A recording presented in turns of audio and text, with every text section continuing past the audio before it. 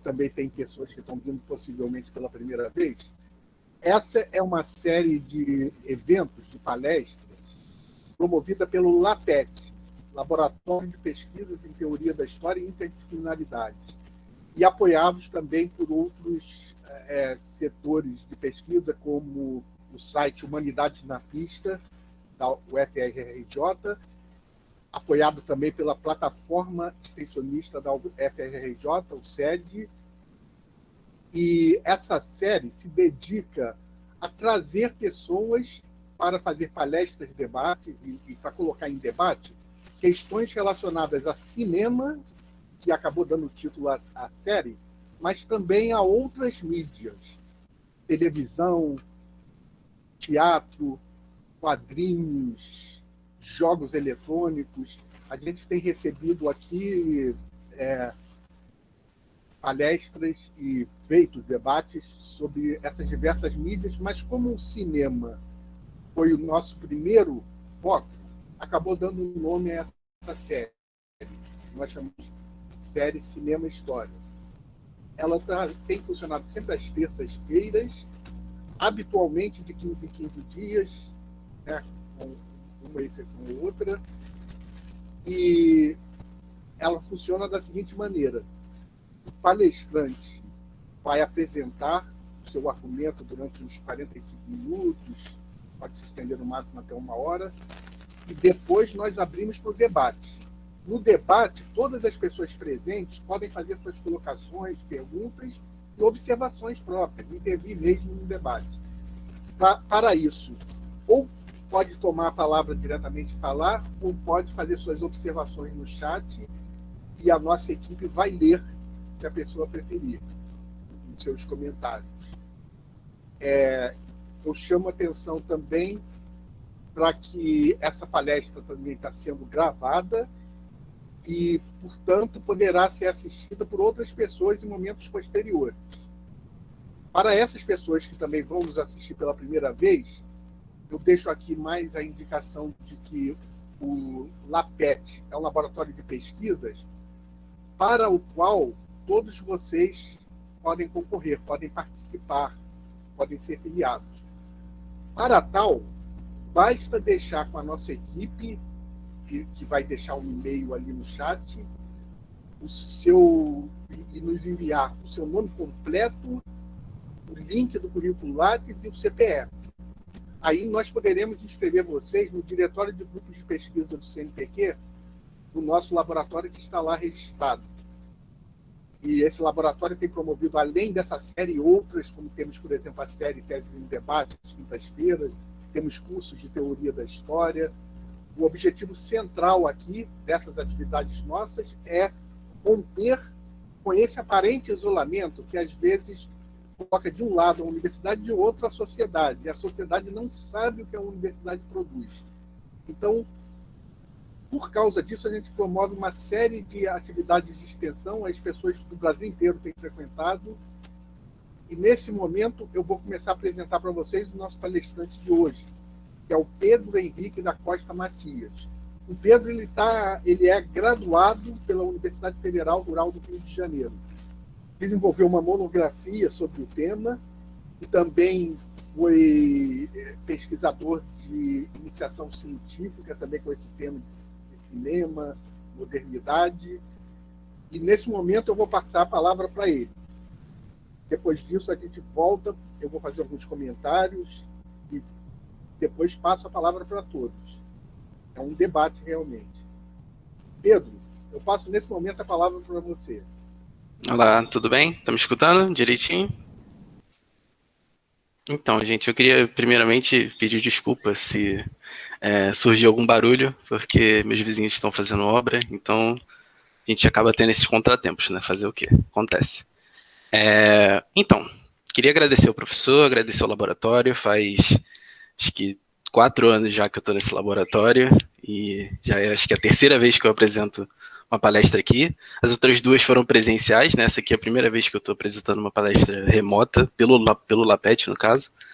E queria agradecer, eu gosto muito desse laboratório, eu gosto muito de tudo que eu faço aqui, e quero incentivar também a você que, se você quiser participar, pode mandar um e-mail para a gente.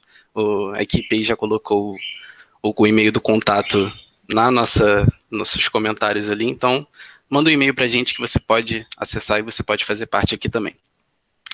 Então, acho que vocês estão conseguindo ver direitinho aí. Eu vou colocar em tela grande. Alguém tem como me confirmar pelo áudio se tá direitinho? Se vocês estão conseguindo enxergar? Tá ok sim, irmão. Beleza, então, valeu. Obrigado, cara. Então, essa minha palestra, ela é uma palestra que vem de outra palestra, que vem de outro trabalho, que vem de uma pesquisa, né? Na minha primeira iniciação científica como professor da Assunção, eu decidi que a gente ia fazer uma pesquisa sobre filmes que representam a sociedade industrial de forma geral, né? Como esse é um tema muito grande, né, porque tem muitos filmes, né, a pesquisa acabou ficando bem extensa, eu consegui fazer uma tabela bem legal sobre vários filmes que representam várias coisas diferentes, né, mas eu percebi que para a monografia esse tema ia ficar muito grande, né, como assim eu vou falar sobre filmes da sociedade industrial, é muita coisa, né. Então eu separei um dos meus filmes favoritos, que é o Tempos Modernos, que depois de muito tempo assistindo, depois de muito tempo pesquisando, eu finalmente aceitei que eu falei, tá bom, vamos lá, eu gosto desse filme, vamos fazer alguma coisa sobre ele, né. É engraçado que é um dos primeiros filmes que a maioria das pessoas veem, né, quando estão na escola. Eu aposto que a maioria de vocês já assistiu esse filme, sei lá, no 5º ano, no 6º, no 9º ano da escola. E foi também quando eu tive contato com esse filme, quando eu tive contato com Chaplin, quando eu tive contato real assim, com o cinema em relação à história, né? Então, foi a partir daí que eu me apaixonei por esse tema e foi a partir daí que eu decidi falar sobre isso. Então, o tema, como vocês podem ver, se chama Representação da Sociedade Industrial em Tempos Modernos. Eu não vou conseguir falar com exatidão e com muitos detalhes para vocês sobre o meu tema específico, porque é muita coisa. Então, nesse trabalho, eu basicamente fiz um resumão de toda a minha pesquisa, de todo o meu projeto e de parte da minha monografia, que eu quero futuramente, talvez, tentar incluir alguma coisa dentro desse tema para puxar para um mestrado. Já tenho algumas coisas em mente, mas se vocês tiverem sugestões, podem falar também, que eu vou ficar muito feliz em escutar o que vocês têm para falar. Eu tenho mania de falar muito rápido, então também se eu estiver falando muito rápido alguma coisa, pode me chamar a atenção que não tem problema, tá? Eu paro na hora que tiver que parar. Enfim, vamos começar. Existem 3 objetivos principais que eu quero trazer nessa palestra, e são 3 coisas que eu acredito que a gente tem que entender quando a gente está falando sobre a sociedade industrial do Chaplin do Tempos Modernos, né? O primeiro desses objetivos seria entender a relação entre o cinema e a história e o cinema e a história, né? Porque são 2 termos que são diferentes, né? E eu vou explicar para você por que esses termos são diferentes e o que eles significam quando um historiador tem contato com um filme e ele tenta estudar um filme. Depois eu quero falar um pouquinho para vocês sobre a vida do Chaplin. Vai ser uma coisa bem curtinha, bem rapidinha, só para vocês entenderem o contexto do porquê que ele faz o que ele faz e do porquê que ele é o cineasta que ele é hoje em dia, né? É muito engraçado porque eu acho que, mesmo se a pessoa não souber que o nome dele é Chaplin, se você mostrar uma foto para ele, praticamente, sei lá, tô tirando esses dados da minha cabeça, tá? Mas 90% das pessoas vão saber quem ele é, sabe? Eu já vi essa figura em algum lugar, né? Então, ele é um cara muito caricato que trouxe essa imagem de grande personagem pra gente, que simboliza muita coisa, principalmente pro cinema mundial. Então, eu acho muito legal a gente entender um pouquinho sobre a vida dele, para entender um contexto de tudo que se passa, né? E depois, a gente... Já estou escutando a serra aí do meu vizinho, mas tudo bem.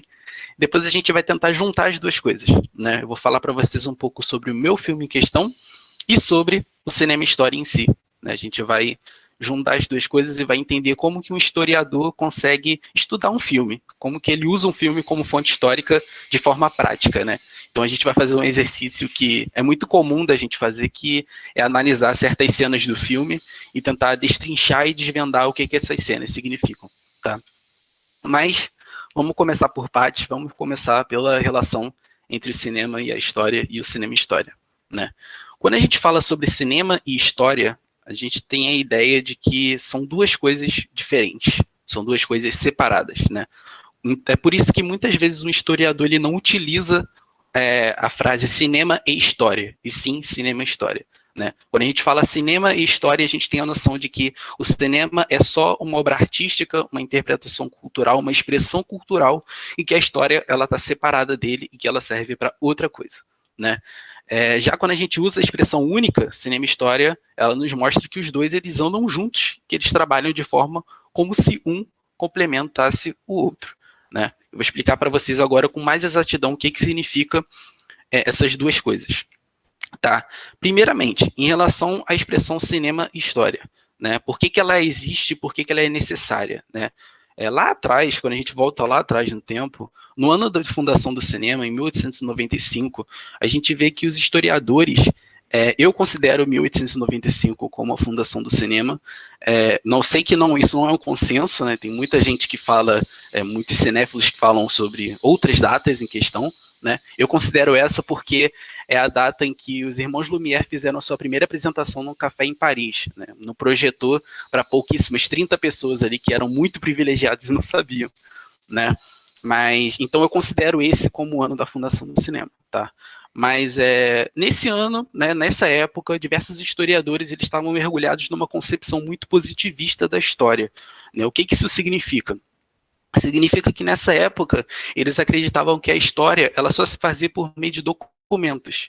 E esses documentos eles se faziam majoritariamente por escrito, né? Não se consideravam obras artísticas, obras cinematográficas, fotográficas, musicais, como documentos históricos, né? Em sua grande maioria das vezes, tá? Eu sempre gosto de abrir uma exceção porque é meio difícil dizer 100% do tempo, né? Então, na grande maioria das vezes, esse tipo de expressão artística não era considerado um documento histórico, né? E por conta disso, muitas brechas aconteciam dentro das provas históricas, né, com algumas aspas, porque o que era considerado documento histórico eram coisas escritas e coisas impressas por pessoas consideradas imponentes e importantes, com algumas aspas, né? Por exemplo, documentos do governo, documentos que eram assinados por pessoas importantes, isso tudo era documento histórico. Então, abriu uma margem pouco interessante de que a história pudesse ser quase que manipulada, né? Já que documentos eram só aqueles documentos importantes, documentos do governo, documentos considerados firmes, né, naquilo que diziam, então esses documentos, eles necessariamente eram vinculados a um objeto de poder, né? Então a história, ela era meio que representada através de um objeto de poder, sabe? Ela servia como um projeto de supremacia, a gente pode dizer assim, né? Sei que é uma palavra forte, mas dá para dizer desse jeito. Lembrando que isso tudo é uma concepção minha, tá, gente? Podem ter historiadores que discordam completamente disso e tá tudo bem também, né? São visões diferentes. O que aconteceu, né? Olha só, o bom de slide é isso, né? Que ele lembra das coisas que a gente tinha que falar, né?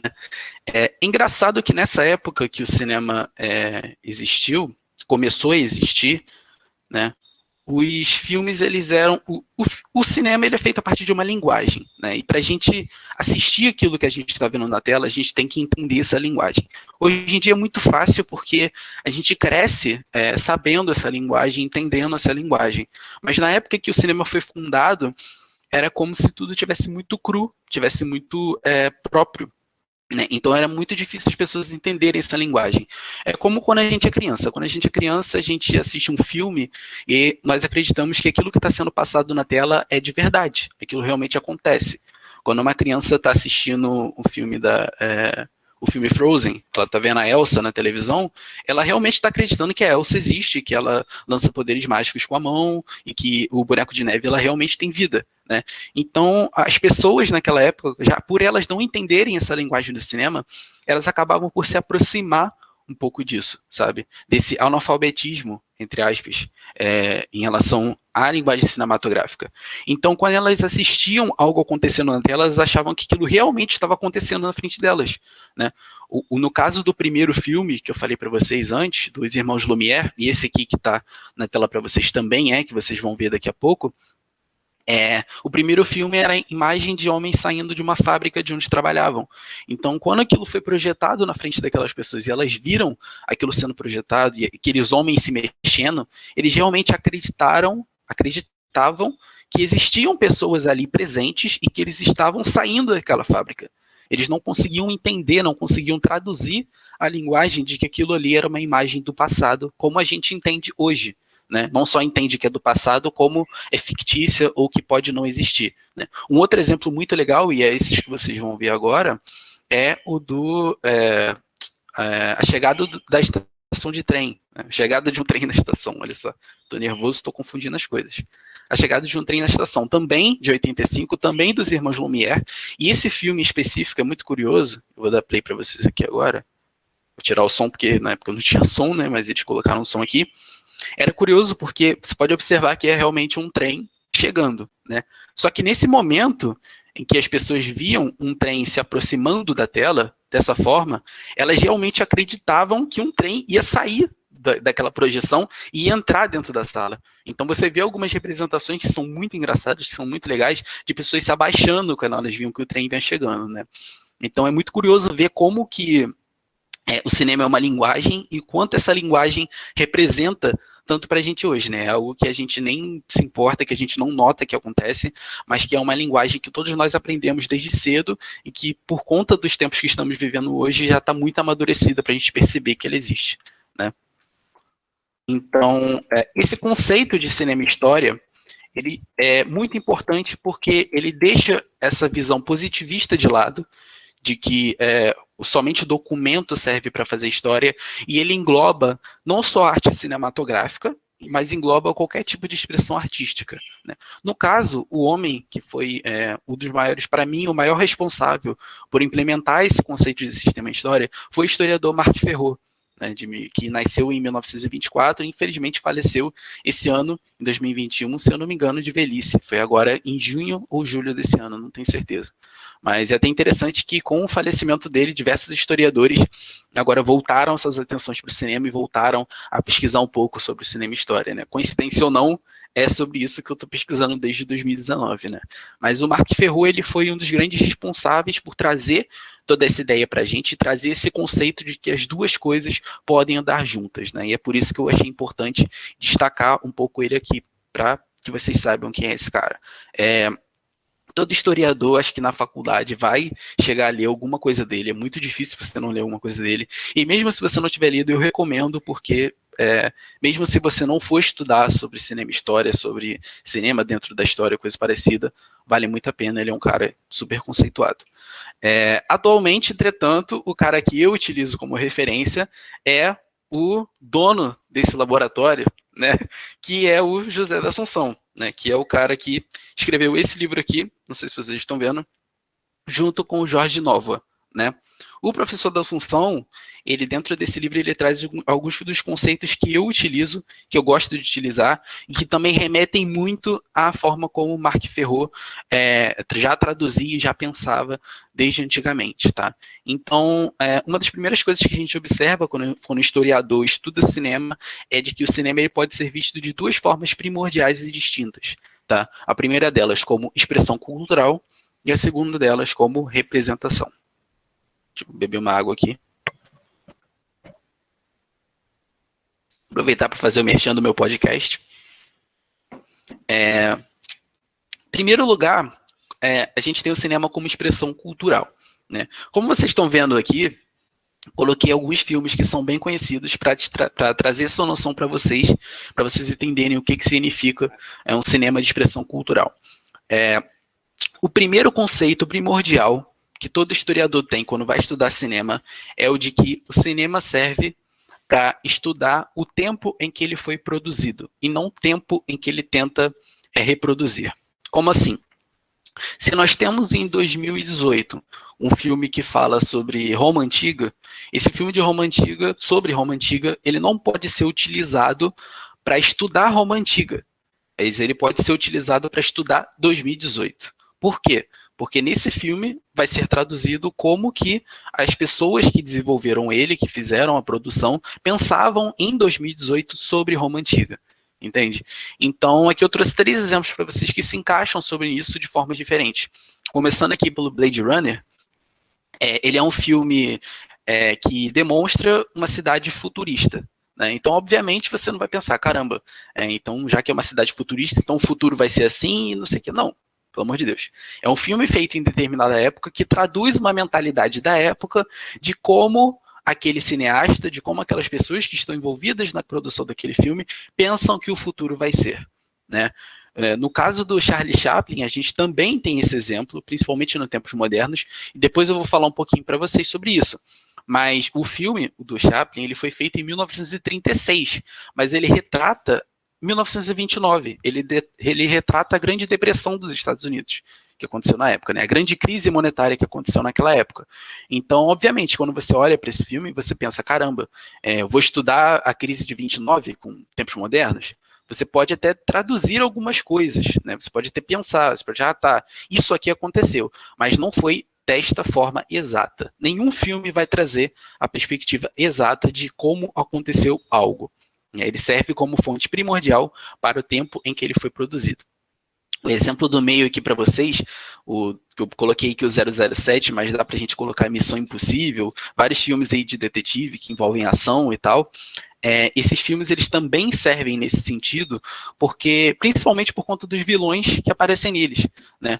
Você percebe que na maioria dos filmes do 007 ou do Missão Impossível, esses filmes de espionagem, de aventura, dependendo do vilão que está naquele filme, ele representa determinada época que aquele filme foi produzido, né? Se a gente pega, por exemplo, filmes de 007 ou Missão Impossível e etc., que foram feitos lá nos anos 2000, você percebe que eles colocam muita referência como se os vilões dos filmes sempre são muçulmanos, eles sempre são islâmicos, eles sempre são pessoas que são voltadas para aquela área do mundo, porque naquela época o imperialismo norte-americano estava querendo implementar na cultura das pessoas de que aquela área era terrorista, né? Justamente por conta de alguns atentados que aconteceram nos Estados Unidos naquele meio tempo ali, né? Se você pega mais agora para frente, você percebe que os vilões geralmente são chineses.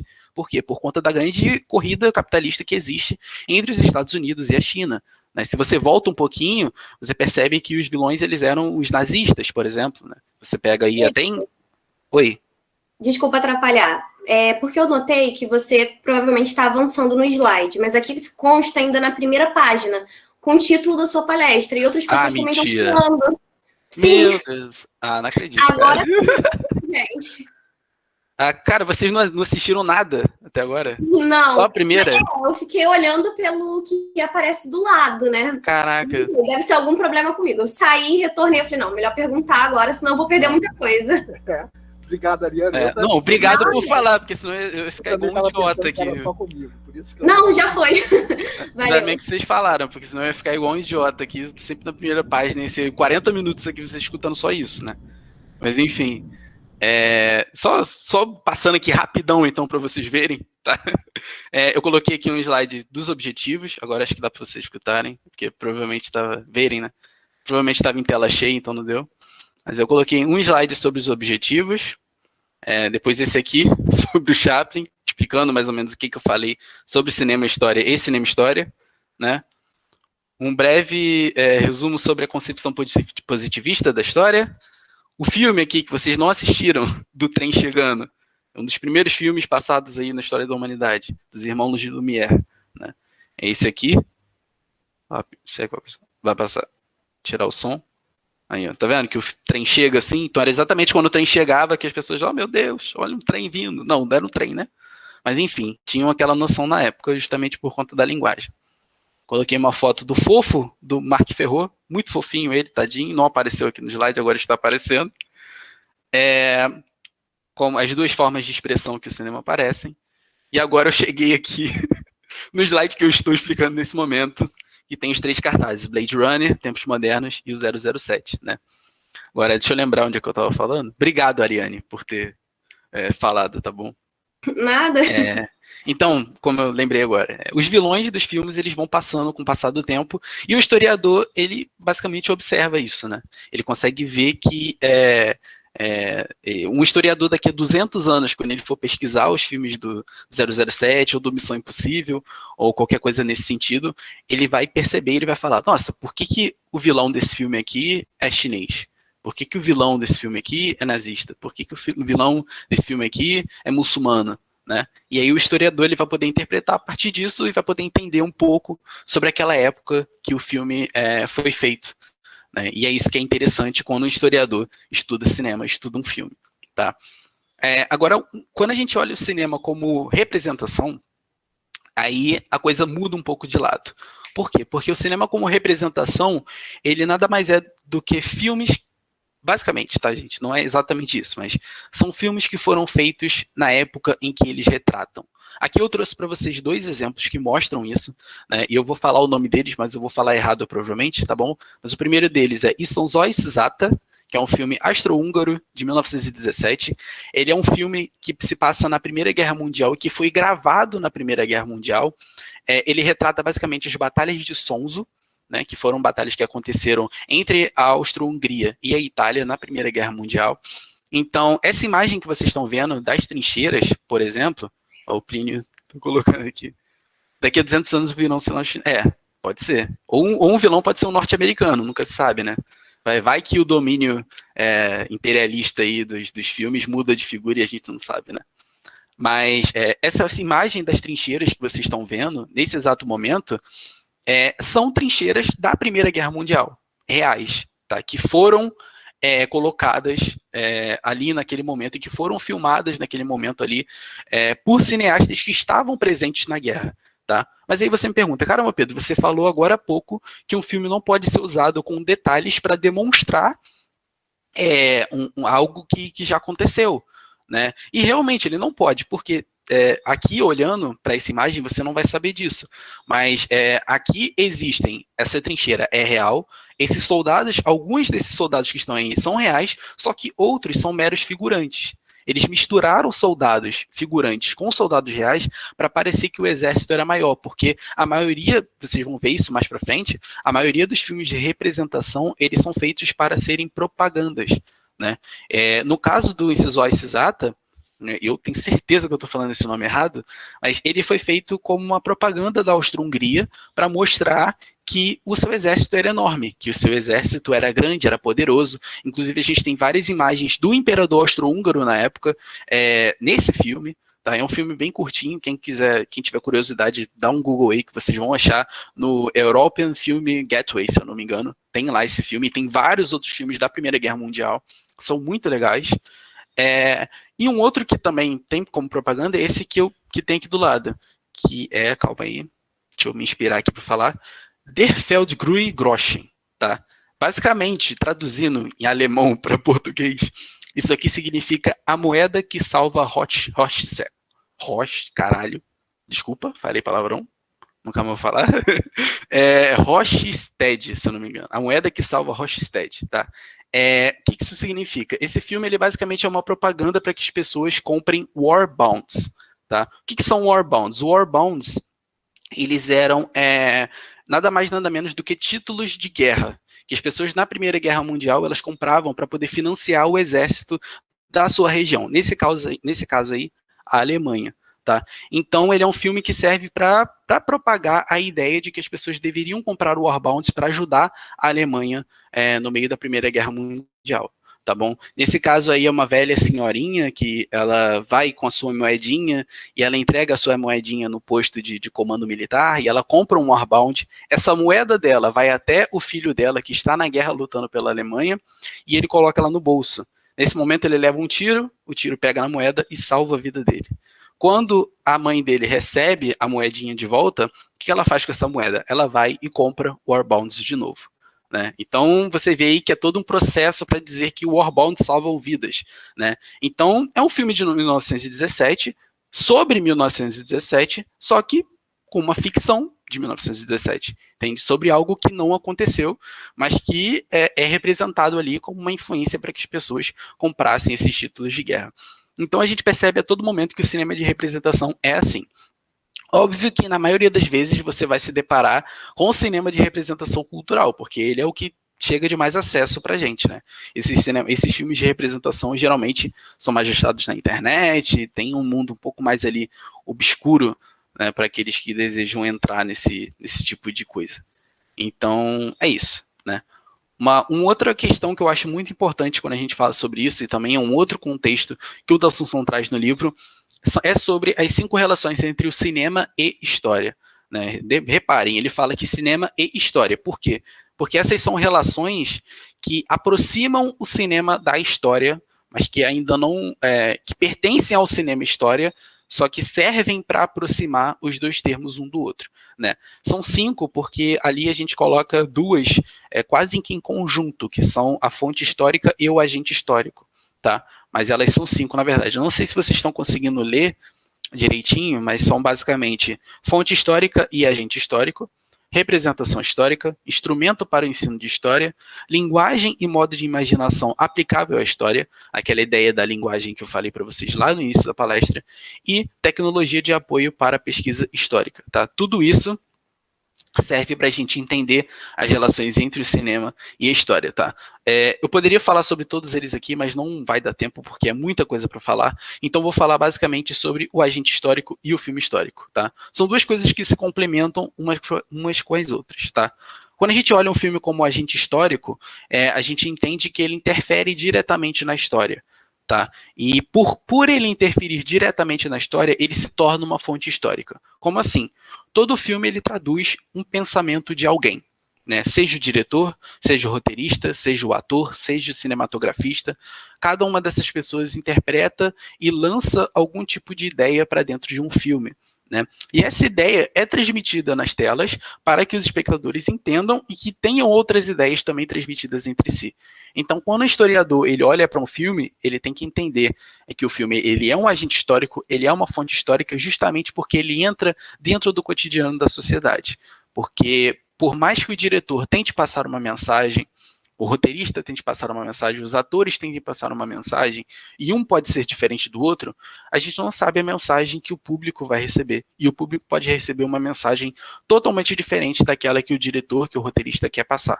Então, é muito interessante, é muito legal o historiador tentar anotar esse tipo de coisa quando possível, quando for estudar determinado filme. Tá? Agora, vamos passar aqui para o segundo tópico, que é um pouquinho sobre a vida de Chaplin.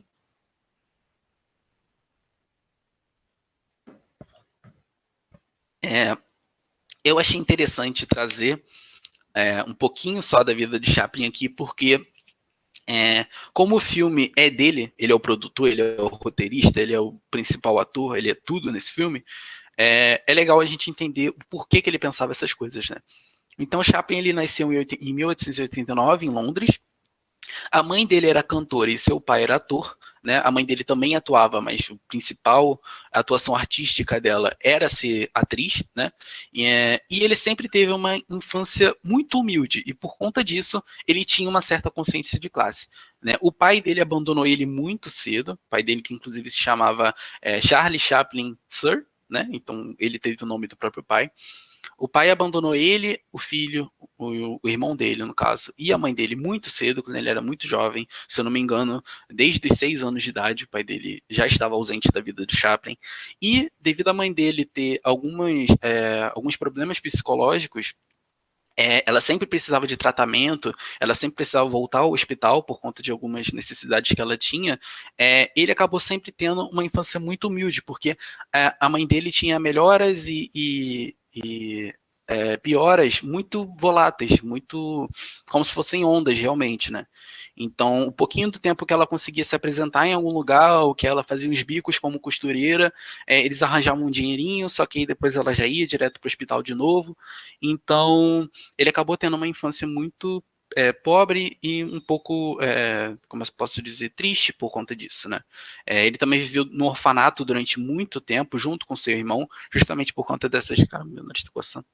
Justamente por conta dessas idas a mãe dele para o hospital, né?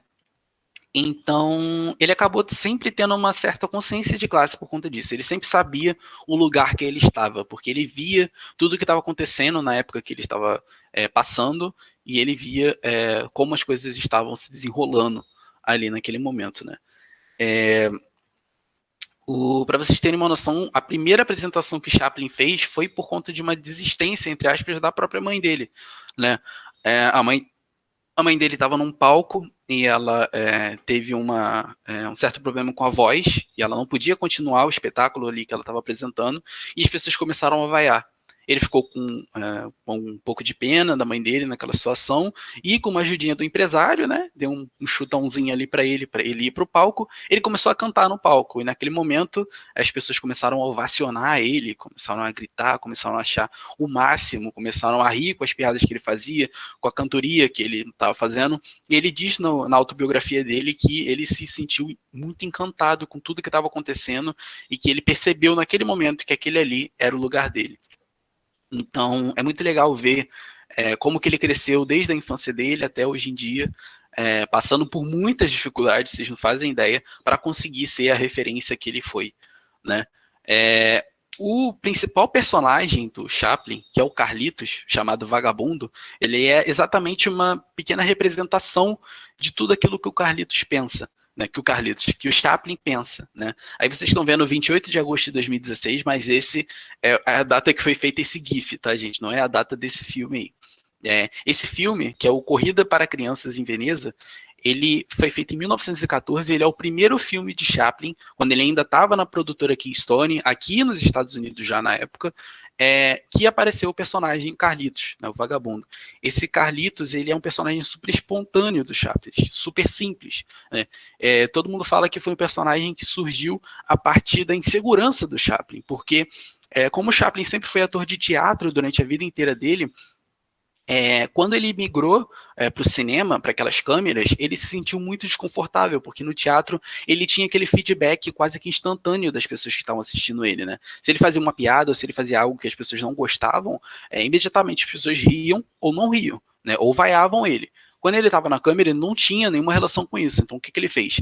Ele quis criar um personagem que pudesse englobar e que ele pudesse transmitir toda a sua insegurança dentro das telas de forma cômica. Né? Ele simplesmente saiu, ele foi até a seção de figurinos da Keystone, ele pegou um paletó que estava meio largo, às vezes meio apertado, ele pegou uma cartola, ele desenhou um bigode embaixo do nariz dele, pegou uma bengala e uma calça larga e saiu fazendo palhaçada por todo o estúdio. As pessoas se encantaram com aquilo e decidiram que esse deveria ser um personagem dele. Né? O Carlitos, ele acabou sendo o personagem mais memorável do Chaplin, né? E apareceu em diversos filmes dele, entre eles O Tempos Modernos, que eu vou falar para vocês daqui a pouco, e esses três aí que eu separei. Né? O último deles, provavelmente, é o que vocês mais devem conhecer, que é O Grande Ditador, que na época em que foi lançado foi um fracasso de bilheteria, porque esse filme nada mais é do que uma sátira ao governo nazista, ditatorial nazista que existia na época,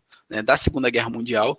Então, muitas pessoas ficaram com medo de criticar favoravelmente o filme, ficaram com medo de ir ao cinema para assistir, e o próprio Chaplin também recebeu várias ameaças de morte por ter ridicularizado Hitler na frente de todo mundo naquela época em que o governo nazista, ditatorial, assassino, genocida, nazista, estava imperando, né? Então, ele foi muito criticado na época, mas hoje em dia todo mundo olha para esse filme e acha o filme maravilhoso, é uma crítica espetacular, né? E aí tem outros dois exemplos aí de filmes muito bons dele também, claro, caso vocês queiram assistir. Tá? Passando agora para o Tempos Modernos em si. Né? Como eu falei para vocês, ele é um filme de 1936, mas ele não tenta retratar a própria época, ele sim retrata a Grande Depressão de 1929. Né? Ele também é um filme que se passa entre guerras. Isso é interessante analisar, porque a crise de 29 também se passa entre guerras. Tá? Então é o seguinte, agora a gente vai chegar na parte chata da apresentação, que é entender um pouquinho de economia. Tá? Eu tentei traduzir um pouquinho para vocês aqui de forma prática e de forma rápida, mas é o seguinte, o capitalismo ele é um sistema volátil, ele não é um sistema, como é que eu posso dizer, seguro. Tá? Ele nunca foi, nunca será, não tem como ser, tá? Mas ele é um sistema totalmente em formato de onda. Como assim? Esse é um conceito que o pessoal de economia usa, que se chama as ondas de Kondratiev, tá? As ondas de Kondratiev, ela nada mais simboliza do que o ciclo volátil do capitalismo, tá? O capitalismo para as ondas de Kondratiev, ele é exatamente como ondas, e ele se comporta de 4 formas diferentes dentro de sua onda, tá? Primeiro, ele se comporta com prosperidade, em segundo, com recessão, em terceiro, com depressão, em segundo, com improvisação, com melhoramento, né? E esse ciclo é exatamente o de uma onda, né? Prosperity, Recession, Depression, Improvement, entendeu? E aí vai indo e voltando, indo e voltando. Como vocês podem ver aí nessa imagem, ela está bem simplificada, as ondas elas não são exatamente certinhas assim, elas são uma agulha louca que vai e volta, mas dá para a gente entender mais ou menos como é que ela funciona aqui nessa imagem, porque está bem simplificado. Né? Inclusive, alguns economistas têm a noção de que nós estamos hoje em dia vivendo numa das baixas dessa onda, né, do capitalismo, porque ele é assim. Né? Então, como vocês podem ver até pela imagem aí, esses ciclos econômicos eles duram aproximadamente 50 anos, tá? Pode ser mais, pode ser menos. Às vezes tem uma mini onda ali entre as ondas também, isso acontece. Mas o que aconteceu na crise de 29, ela se traduz muito como uma das baixas dessas ondas de Kondratiev. Tá? Ela se traduz como, para alguns historiadores e para alguns economistas, a maior crise financeira que a gente já viu, não só naquela época, mas também para os dias atuais. Tá? Há quem diga que não, né, que depois dos anos 2000 e que nós agora estamos vivendo uma crise pior que a de 29, mas é questionável esse fator. Tá? Alguns concordam, alguns discordam com isso. Eu acho que 29 foi pior. Tá? E vocês vão entender por que agora. Né? Em 24 de outubro de 1929, a Bolsa dos Estados Unidos ela sofreu uma queda de 11%. 11%, quando a gente olha assim, parece que não é muita coisa. Né? Mas para a Bolsa de Valores, 11% é uma parada inaceitável, é uma parada que não pode existir, é uma parada muito grande. Tá? Para vocês terem uma noção desse valor, 11% naquela época simbolizava quase 30 bilhões de dólares. Hoje em dia, com a correção, com a inflação toda corrigida, esse valor basicamente simbolizaria 400 bilhões de dólares. Tá? É um valor tão alto, é uma coisa tão grande que é meio difícil de se imaginar. Né? Mas foi basicamente isso que aconteceu. Isso aconteceu, se eu tivesse que explicar o porquê aconteceu isso, eu ia ficar uma palestra inteira aqui falando só sobre a crise de 29, mas foi basicamente uma grande bolha que estourou. Tá? A inflação estava muito grande, tinha muito dinheiro no banco, muita gente estava pegando dinheiro, muita gente estava subindo de classe econômica e a bolha acabou estourando. Tá? E as ações caíram muito. Né? As principais consequências que a gente tem dessa crise de 29 foram principalmente os baixos salários das fábricas, que naquela época dominavam majoritariamente os empregos das pessoas, né? E o desemprego. Muita gente ficou desempregada. Foi uma escala inimaginável, sem precedentes. Segundo aí vocês podem ver, o próprio Hobsbawm fala no livro dele. Foi uma taxa de desemprego muito grande e uma taxa de miséria e de pobreza muito grande naquela época, principalmente nos Estados Unidos, que foi o marco zero dessa crise. Né? Inclusive, uma das imagens mais famosas que a gente tem dessa época eram as famosas marchas para a fome, né? Que eram basicamente filas enormes de pessoas que estavam desempregadas, que estavam na linha da pobreza, da miséria, que precisavam ali tomar uma sopa de graça ou coisa parecida que o próprio governo fornecia para que elas pudessem sobreviver. Né? Então, o Chaplin ele viveu através disso tudo, ele viu isso tudo e quase 10 anos depois ele decidiu fazer um filme que interpreta todas essas coisas, né? E aí a gente chega em tempos modernos, né? Agora em 36. O tempos modernos, agora eu vou fazer aqui com vocês basicamente um exercício que para fechar a palestra, no caso, né, que o historiador faz e que eu fiz quando eu tive que fazer minha monografia, quando eu tive que fazer as minhas pesquisas sobre esse filme, tá? O historiador, ele basicamente tenta assimilar cenas do filme, fatores que estão acontecendo no filme com representações da realidade, tá? Então, a gente vai tentar pensar como que o Chaplin quis dizer com aquilo e como aquilo se enquadra no contexto que ele está tentando chamar a atenção. Tá? Então eu não vou pegar o filme inteiro, obviamente, não tem como fazer isso aqui. Então vou pegar a principal primeira cena do filme, que é quando o Carlitos, o personagem do Chaplin, está trabalhando dentro da fábrica, né? A gente tem aí, então, eu coloquei as marcações do tempo dos filmes aí para vocês. Se vocês quiserem depois dar uma olhada aí na casa de vocês, tem no YouTube esse filme, tem muito fácil para você achar. Infelizmente não são todos os filmes do Chaplin que são fáceis assim, mas o Tempos Modernos dá para achar bem fácil.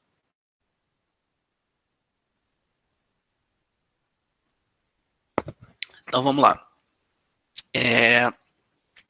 Aos 19 segundos de filme, no início do filme, nós temos essas duas principais imagens aí. Tá. Primeiro, o título do filme, Charlie Chaplin em Tempos Modernos. E o segundo, Tempos Modernos, uma história da indústria individual sobre a humanidade cruzando em busca da felicidade. Tá? O que a gente percebe já nesse primeiro quadro? Primeira coisa, se você observar no título principal do filme, o relógio que está atrás, ele marca 3 minutos para as 6 horas. Né? E ele simboliza 6 horas da manhã porque era justamente o principal horário que as pessoas, durante a crise de 29, iam para as fábricas. Tá? Eles acordavam muito cedo. Esse 6 aí, no caso, é 6 horas da manhã, né? Então eles trabalhavam muito, ganhavam muito pouco e produziam muito para o seu patrão em volta, tá? É por conta disso também que alguns pensamentos contrários a essa época começaram a surgir e a pipocar, não só nessa época, mas começaram a ganhar relevância nessa época, tá?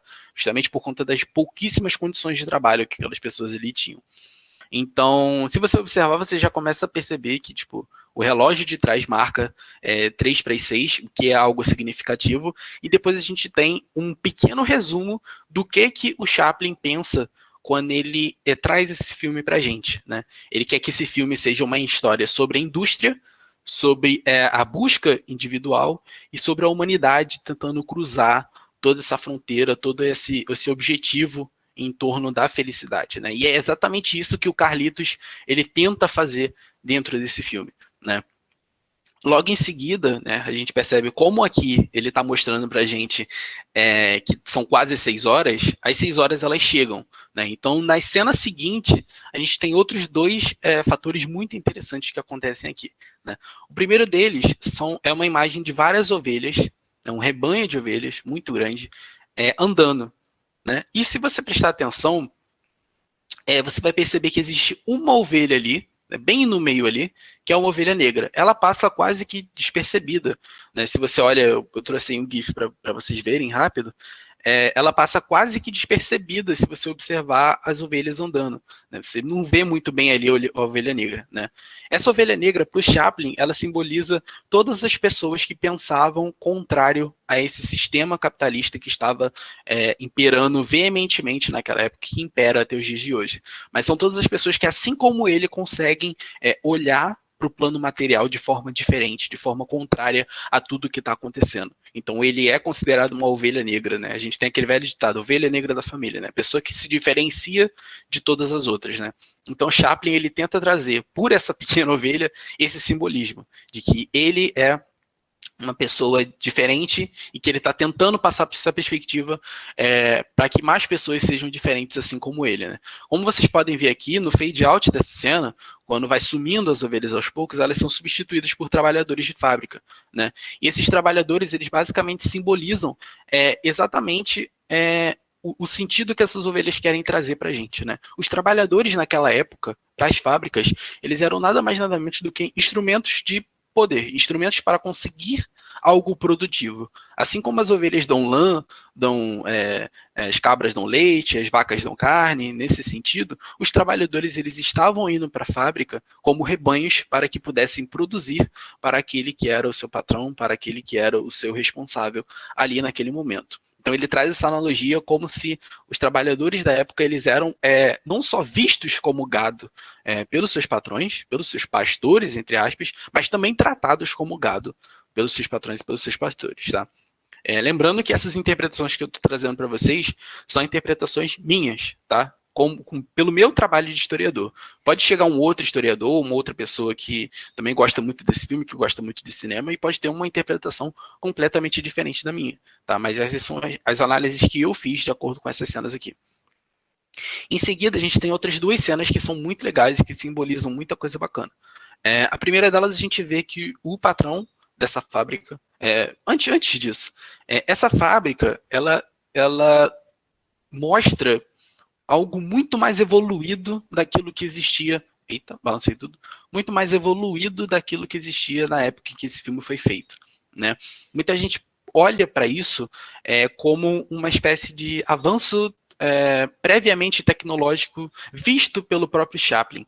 Né? Ele observava que as fábricas elas não iam parar do jeito que elas estavam, naquele momento, e que elas iam evoluir, iam virar uma coisa muito maior do que aquilo que existia naquela época. Então, é uma fábrica enorme, com muitas pessoas, com vários instrumentos tecnológicos, e não tinha como existir aquilo naquela época, mas para o Chaplin ali existiu, justamente porque ele enxergava esse futurismo nas coisas, né? Então a gente percebe que o patrão, ele observa tudo a todo momento, com uma espécie de Big Brother ali, de Big Boss, né? De grande irmão, né? Nas ficções aí a gente tem essa imagem do grande irmão, e ele basicamente ele enxerga tudo. Aí ele enxerga até dentro do banheiro, que é uma invasão de privacidade enorme, mas que é algo que na época era assim, algo absurdo, né, de ser acontecido, mas que hoje em dia, a gente, se por acaso tivesse uma televisão ali dentro do banheiro, para o patrão poder observar o que seus funcionários estão fazendo, muita gente não ia achar estranho. Né? Muita gente ia achar que o patrão está no seu direito, né? Porque o pessoal tem mania de defender esse tipo de coisa. Então é engraçado como que esse futurismo do Chaplin sempre está à frente, ele sempre tende a observar como que essas coisas podem avançar para o futuro, né? Então ele conseguiu observar isso aí. Nesse caso aí, nessa folga que o Chaplin tira, eu cronometrei, ele não chega a ficar nem 5 minutos de tempo de intervalo, ele não consegue ficar 1 minuto sem o patrão dele estar observando ele. Né? E algo que numa analogia indireta também acontece muito nos dias de hoje. Né? Um outro fator interessante são os movimentos repetitivos que aparecem no filme, né? Algo que era muito comum para a época por conta das linhas de produção, mas é algo que fica mostrado aí nesse GIF, né? Que Chaplin ele fica meio descontrolado, mesmo depois que ele para de utilizar aquelas máquinas, de digitar todo nesse processo, né? Isso mostra para a gente não só como que todo aquele processo era viciante, como que aquelas pessoas estavam fazendo tudo aquilo de forma automática, né? Como se elas fossem verdadeiras máquinas. A maioria dos trabalhadores que trabalhavam nesse tipo de fábrica durante a crise de 29, durante o século 30, durante os anos 30, elas muitas vezes nem faziam ideia do que elas estavam fazendo na fábrica. Né? Elas começavam num processo e elas não enxergavam o final daquele processo, então elas não sabiam o que elas estavam fazendo.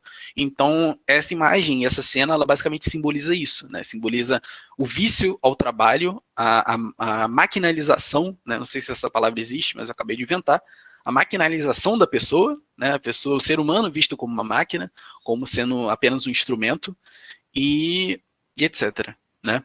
A gente tem depois aqui um breve instrumento que é apresentado para o dono da fábrica, que é basicamente um instrumento que seria uma alimentadora automática, que ela tenta diminuir ainda mais o tempo que o funcionário tem para ficar parado, então ela tenta automatizar o processo alimentício do funcionário, no intervalo do funcionário, né? A ideia acaba dando errado, obviamente, né? Como vocês podem ver no GIF, o Chaplin é totalmente maltratado pela máquina, a máquina bate nele, tem uma série de confusões ali e tal, e no final, o patrão decide não comprar a máquina, não porque ela agrediu Chaplin, não porque ela deu errado no sentido de comportamento e de maus tratos aos seus funcionários, mas porque ela não era nada prática. Né? Essa cena, mais uma vez, mostra pra gente o que o empresário está querendo nesse momento, nessa fábrica. Né? Ele quer mostrar que tudo que ele quer é o lucro, tudo que ele quer, tudo que ele está visando é o bem-estar dele. Né, é o lucro para ele, é o dinheiro para ele, e não para os funcionários. Ele está pouco se lixando para tudo que está acontecendo para os funcionários. Né? Então, é uma cena que é muito engraçada de se assistir, mas que tem uma profundidade muito grande em relação à crítica. Né? Em seguida, a gente tem aí uma outra representação muito interessante sobre o homem se tornando uma máquina, sobre como o homem era visto sendo uma máquina pelo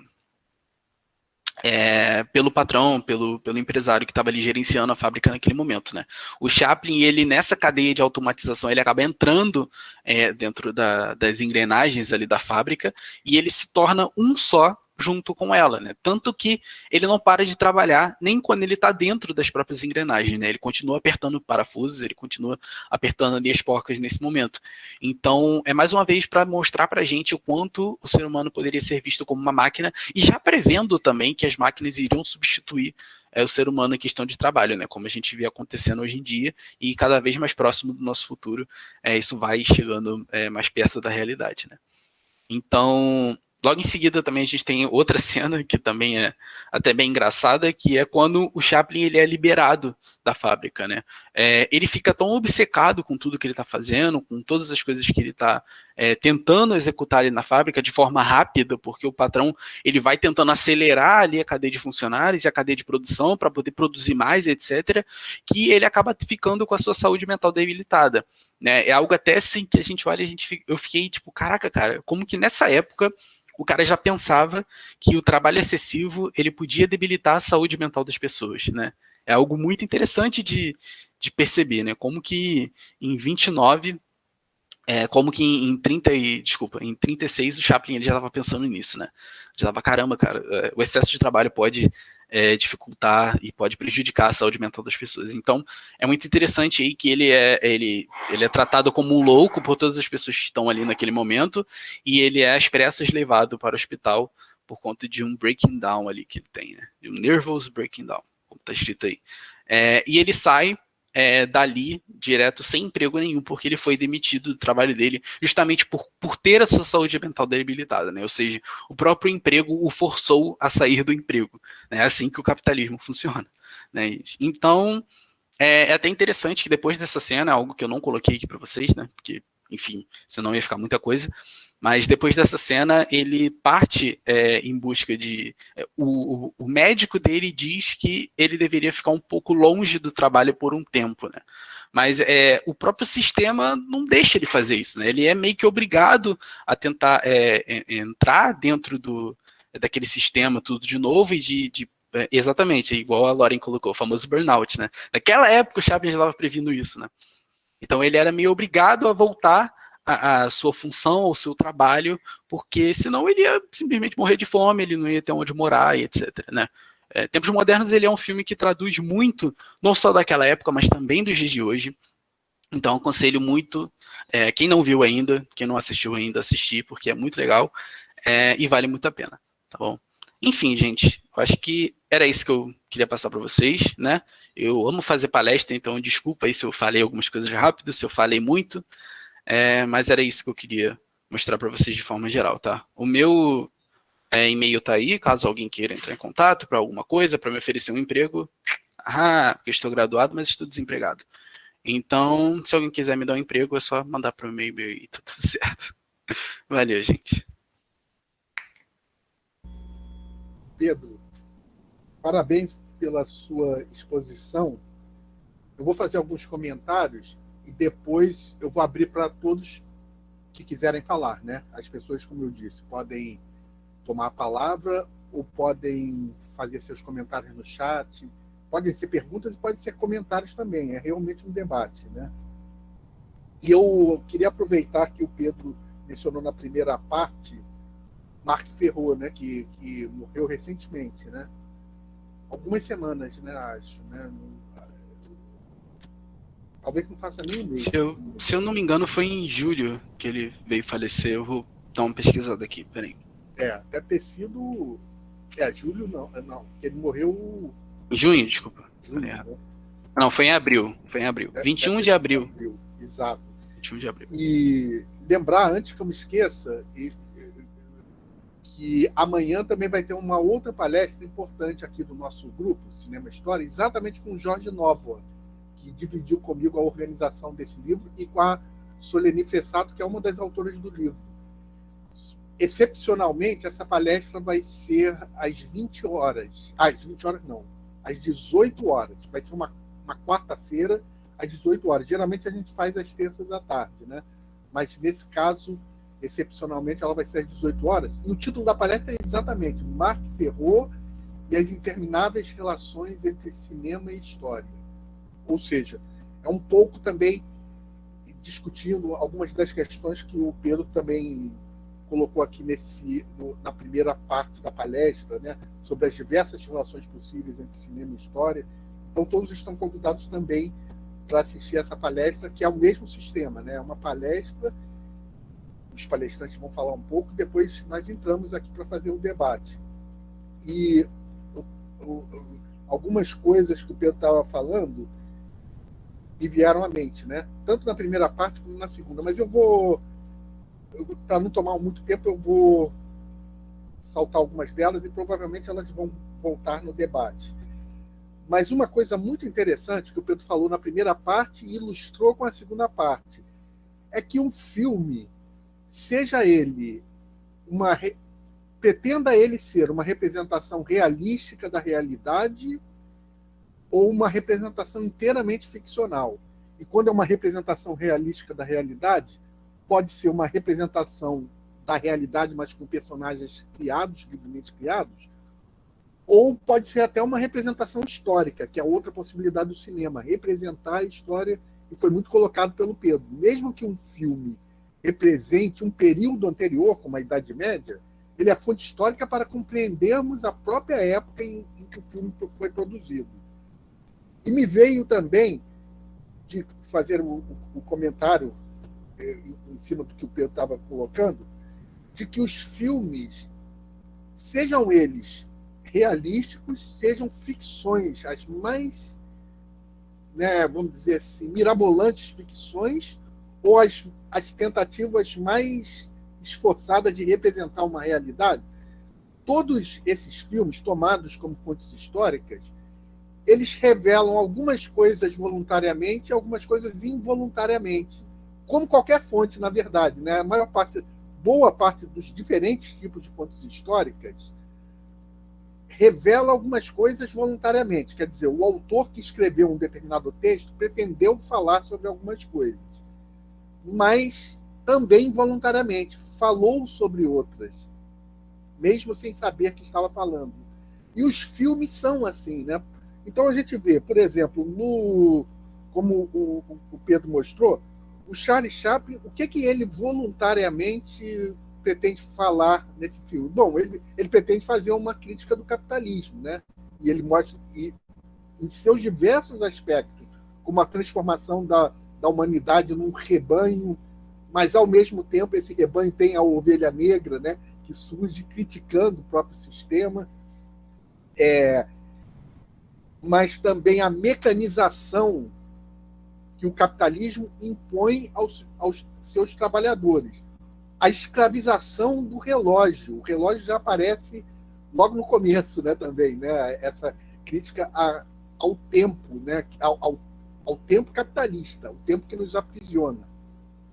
Ou seja, ele também expõe uma espécie de nova forma de escravidão para as classes mais necessitadas. O capitalismo como uma outra maneira de escravizar os seres humanos, ao mesmo tempo essa questão da saúde mental do trabalhador, enlouquecendo com o próprio trabalho, e depois ele simplesmente é descartado pela empresa. A corrida, como que as duas faces do capitalismo, como o capitalismo precisa do trabalhador, mas também precisa do desempregado. E, afinal de contas, a existência do desempregado é que permite que o capitalista dono de empresa pague um salário menor ao trabalhador, que consegue um emprego. Tem até aquela outra cena interessante do filme, é aquela que está todo mundo na porta da fábrica querendo um emprego, aí vai o chato lá pelo meio e acaba saindo em cima da hora e consegue um emprego. Mas muita sorte, por último ele entra ali bem escondidinho e consegue.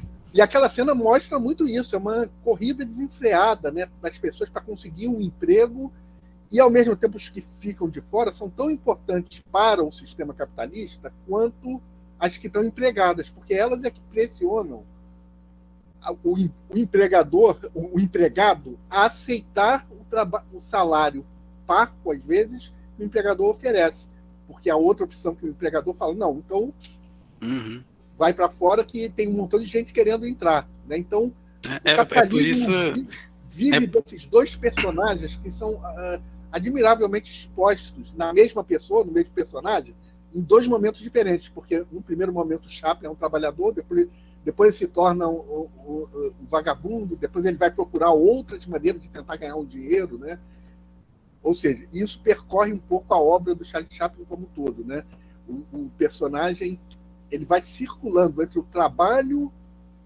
e o status de desempregado, vagabundo, e ao mesmo tempo os empregos alternativos, Eu não me lembro se é no Tempos Modernos. É no Tempos Modernos que tem aquela cena do ringue, que que o Charlie Chaplin tenta... Não, esse é no Luzes da Cidade. Esse é do Luzes da Cidade. Né? Que é muito bom também. É interessante que a gente pode ver os filmes do Charlie Chaplin de uma vez só. Vão se conectando, né? Eles vão se conectando, né? Esse você falou que quem tá de fora é tão importante quanto quem tá de dentro, né? Em relação a quem é empregado, né? É por isso que eu fico tão embasbacado quando eu vejo esse tipo de notícia de que a gente vai poder negociar com o nosso patrão. Gente, no dia que você virar pro seu patrão e exigir algo nesse sentido, ele vai simplesmente te colocar para fora, porque tem várias outras pessoas de fora daquele sistema capitalista que precisam daquela vaga e vão aceitar qualquer coisa para estarem ali naquele momento, né? Então, quando a gente olha esse tipo de situação, a gente vê esse tipo de exemplo, a gente vê que isso fica muito claro, né? Que isso não existe na prática. E ver também por que o Charlie Chaplin foi visto com olhares críticos. Exatamente. Pelo cinema americano. Ele só foi receber um Oscar tardiamente. Sim. Né? Velhinho já. Quase aposentado já e recebeu o Oscar. Provavelmente ele mereceria o Oscar desde as primeiras realizações, mas, no entanto, só lá aposentado que ele foi praticamente recebeu o Oscar. Né? Por quê? Porque ele realmente traz à nu as características do sistema capitalista e de um sistema de exploração, os aspectos negativos da vida moderna, e, ao mesmo tempo, também as esperanças. Né? Aí eu passo para a segunda observação, é que um filme, qualquer que seja ele, inclusive mesmo as mais mirabolantes ficções, que não é o caso desse, porque esse também tem uma parcela grande de ficções, que são as projeções do futuro, né? A máquina, mas também tenta revelar realisticamente algo que estava acontecendo na época. Mas todo filme, além de revelar algumas coisas voluntariamente, revela outras involuntariamente, sem que o seu autor perceba ou se dê conta. Porque, claro, um cineasta ele não faz o filme para se tornar fonte histórica depois. Nós, historiadores, é que vamos lá e transformamos esse filme em fonte histórica. E começamos a perceber coisas que foram pensadas voluntariamente pelo cineasta e coisas involuntárias. Por exemplo, a gente vê a cultura material, as roupas utilizadas pelos personagens, automaticamente a gente vê isso. Os elementos de mentalidade, os problemas, os medos, mas também os anseios, as esperanças. Ou seja, tudo isso vai aparecendo de alguma maneira no filme, até involuntariamente. As hierarquias sociais, os preconceitos. Mesmo que um autor não quisesse mostrar essas coisas, elas apareceriam. Ou seja, o cinema, um filme que é o resultado último do cinema, ele mostra muitas coisas da sociedade que o produziu, algumas de maneira voluntária, com intencionalidade do seu autor, e outras de maneira involuntária, mesmo sem o autor ter pensado diretamente naquilo. E, às vezes, até algumas contra o que o diretor desejaria ter mostrado. Né? O próprio diretor não percebe que o próprio cineasta, né? Pode ser o diretor, ou os atores, o que quer que seja. Né? E esse ponto também me traz a lembrança de lembrar que o filme é sempre uma produção coletiva. Né? O caso do Chaplin é único, né?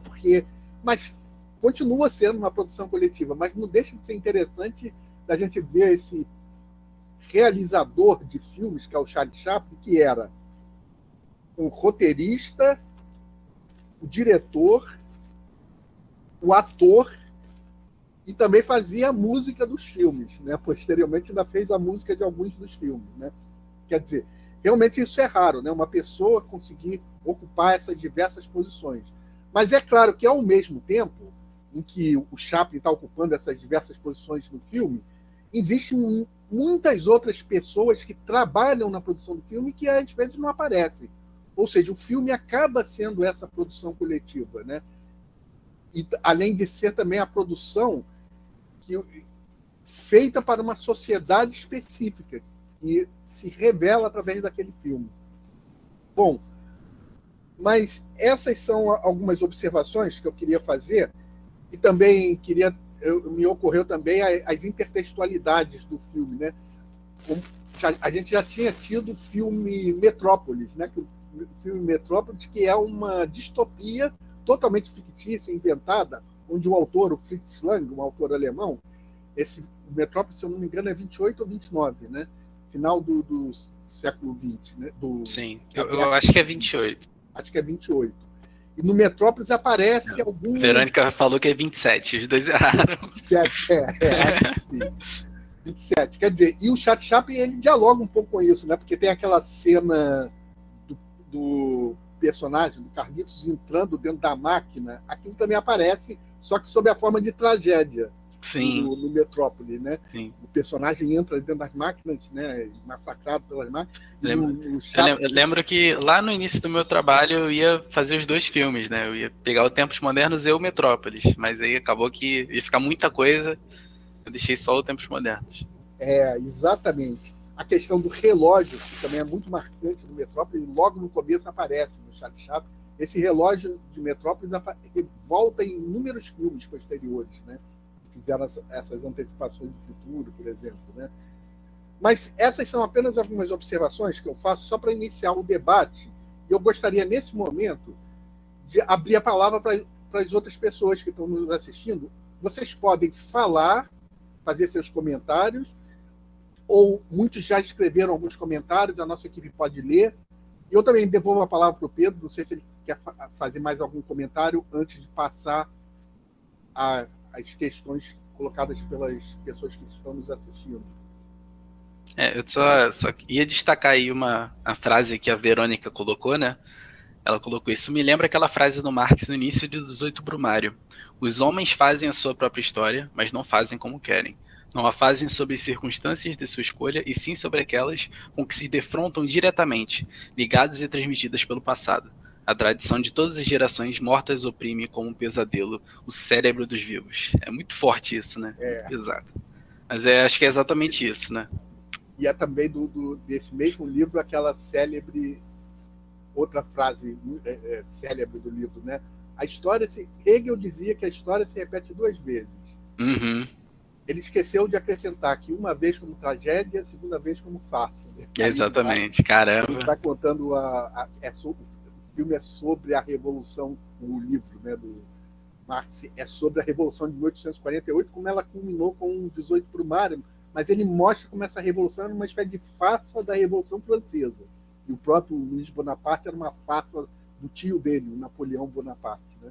Uhum. Mas é muito interessante esse livro do Marx que foi citado pela Verônica, né? Nesse momento eu vou alguém gostaria de fazer alguma observação ou também algum comentário?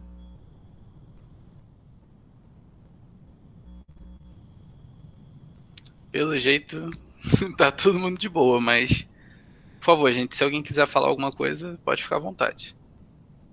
Eu também achei muito interessante, enquanto as pessoas vão se aproximando para fazer... Fica de boa aí, Pedro. Você tá com saúde e paz, moço. O trampo você arranja já, velho. Fica suave. Fica suave. Valeu. Aí, velho. Valeu, Plínio. Obrigado, cara. Plínio, quer fazer um comentário? Não? Então, eu cursei cinema e literatura na Letras, né, pela UEMS. Sábado fechamos uma disciplina de narrativas históricas e literárias de uma pós minha. Achei muito legal, né? O professor Pedro super apresentou. Como eu acabei de escrever, não apelou, nem sequer lembrou das estapafúrdias, sei lá como é que eu posso falar, né? A produção cinematográfica estadunidense não cabe em lugar nenhum, sobretudo em questão de uma análise de observação na sociedade, né, industrial no cinema. Acho muito bacana, sensacional, show de bola. Uma alegria estar com vocês aí essas tardes, muito oportunas, tenho aprendido bastante. E daí, assim, a professora Verônica colocou essa frase super bacana, e eu vou colocar uma meio, digamos assim, a história traz consigo todas as coisas, né? As boas e as más, como disse Maquiavel. É verdade. Eu também, quando o Pedro também estava falando na primeira parte, me ocorreu de pensar também essa parte da linguagem do cinema, que a gente tem que entender que a gente aí está nessa realização do Charlie Chaplin, de 1936, o cinema tinha menos de 40 anos, por exemplo, né? Tinha mais ou menos 40 anos. Hoje, né, o cinema já é centenário, mais do que centenário, né? E a linguagem, e o Pedro fez um comentário muito interessante que eu também fiquei pensando, né, em agregar alguma coisa sobre isso. Porque realmente a linguagem do cinema ela é aprendida. E nessa realização do Charlie Chaplin, essa linguagem está sendo desenvolvida ali. Ela não está tão consolidada quanto está hoje, né, essa linguagem. Mais ainda nos irmãos Lumière, que ainda estão vendo, né, tem aquela tecnologia e eles ainda estão tentando descobrir o que vamos fazer com isso agora, com a possibilidade do cinema. No começo, as pessoas tinham essa tendência de fixar a câmera e registrar um fragmento da realidade, como os irmãos Lumière, que foram trazidos no começo da palestra, fizeram inúmeras vezes, né? Saídas do trem, saídas da fábrica, entrada no trem e assim por diante. Ou seja, o cinema como possibilidade de registrar uma realidade. E muitos cineastas também, num primeiro momento, tentaram fazer quase que um cinema como peças de teatro filmadas, né? A câmera também ficava fixa e na frente a pessoa ali se movimentando. Essas possibilidades da câmera se mover, tudo isso foi aprendido gradualmente. E as próprias possibilidades dos planos, né? Hoje, para nós, é muito comum, todos nós aqui estamos nos vendo, cada um vendo o outro, quando ligamos a câmera, só do tronco para cima, só a cabeça para cima, né? Para nós isso aí é muito familiar, mas imaginem as primeiras pessoas que viam os filmes, ainda não tinha televisão, a televisão é posterior ao cinema. Então, quando as pessoas viam pela primeira vez uma pessoa na tela, nesse close, só pegando a parte de cima da pessoa, achavam que aquilo era de mau gosto, parecia uma pessoa cortada pelo meio, ou seja, até entender que aquilo ali é apenas um plano, né, que está sendo captado pela tela, isso foi uma linguagem gradualmente aprendida. E essa linguagem vai sendo aprendida e é aprendida ainda hoje. Tem até o Carriere, que fez um livro bem interessante, que é um diretor de cinema, a História Secreta do Cinema. Ele vai narrando um pouco como que essa linguagem vai sendo desenvolvida, né? No começo tinha até algumas... Era muito comum um explicador do filme, né? No começo do cinema, explicando, olha, podem ficar tranquilos que o trem não vai invadir a sala, né? Alguma coisa assim, né? Ou explicando mesmo a maneira como o filme se dava. Aos poucos as pessoas foram aprendendo isso. Mas ele comenta uma coisa interessante nesse livro, né? Ele fala assim, se uma pessoa, um presidiário, passasse 50 anos dentro de uma cadeia sem assistir filme nenhum, e ele depois fosse libertado, e ele estaria acostumado a só filmes de 50 anos atrás, ele entraria numa sala de cinema e não conseguiria acompanhar os filmes. Eu penso que para esse presidiário, o filme pareceria muito rápido. Hoje a gente tem essa rapidez, mas nós, na verdade, fomos aprendendo, acompanhando o desenvolvimento dessa linguagem. E, de uma maneira tal, todos nós que assistimos filmes, né, vamos aprendendo a linguagem e avançando juntamente com ela. E a linguagem vai ser alterada, vai sendo sofisticada pelos cineastas e vai sendo aprendida também por aqueles que assistem filmes.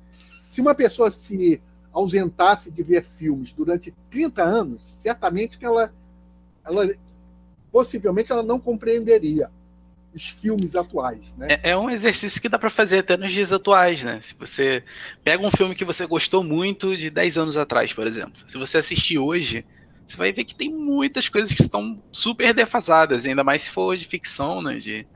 Tem efeitos especiais e tal. Era um filme que na época você olhou para aquilo, caramba, olha só que realista e tal, e tu vai ver hoje em dia uns bonecão. Eu me lembro que eu assistia há muitos anos atrás, quando era criança, né? Tinha aquela série Perdidos no Espaço, né? Sim. E a gente assistia aquela série com medo, né? Com medo das coisas, como uma coisa séria. Hoje, você não consegue assistir aquela série sem achar engraçada, né? Ela torna-se engraçada, né? E também alguns filmes que você vê num certo momento e, por exemplo, quando eu assisti o Matrix, eu achei rápido na época, para o meu estilo.